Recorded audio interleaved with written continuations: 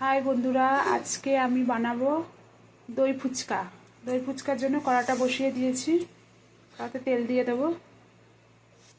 এই যে ফুচকা, এই ফুচকাগুলো রেডিমেড ফুচকা, দোকান থেকে আমি কিনে নিয়ে এসেছি। ফুচকাগুলোকে ভেজে নেব। এদিকে আমি আলু আর মটর আগে থেকে সেদ্ধ করে রেখে দিয়েছি। তেলটা গরম হয়ে গেছে, ফুচকাগুলো দিয়ে দেবো একে একে।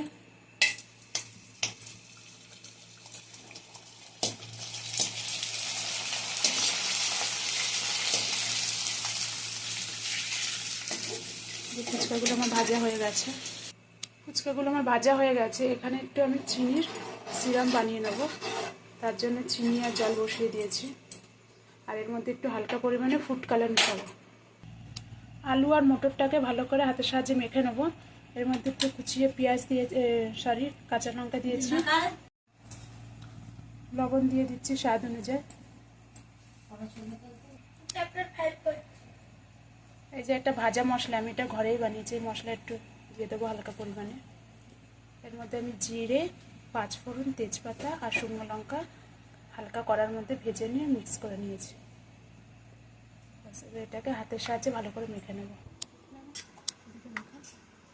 ফুচকাটাকে এইভাবে করে নিই। প্রথমে আমি আলুর পুরটা ঢুকিয়ে দেবো ফুচকার ভিতরে, তারপর আমি দেবো দই। এখানে আমি টক দই নিয়েছি, টক দই দিয়ে দেবো 1 চামচ। তারপর আমি দিয়ে দেবো এই ছোটো ছোটো ঝুড়ি ভাজাগুলো উপর থেকে।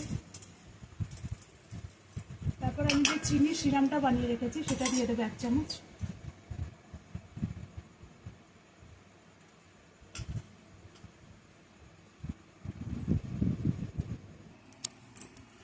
দই ফুচকা আমার রেডি হয়ে গেছে। রেসিপিটা যদি ভালো লেগে থাকে তাহলে প্লিজ প্লিজ প্লিজ আমাকে একটা লাইক, শেয়ার, কমেন্ট আর সাবস্ক্রাইব করে দেবেন।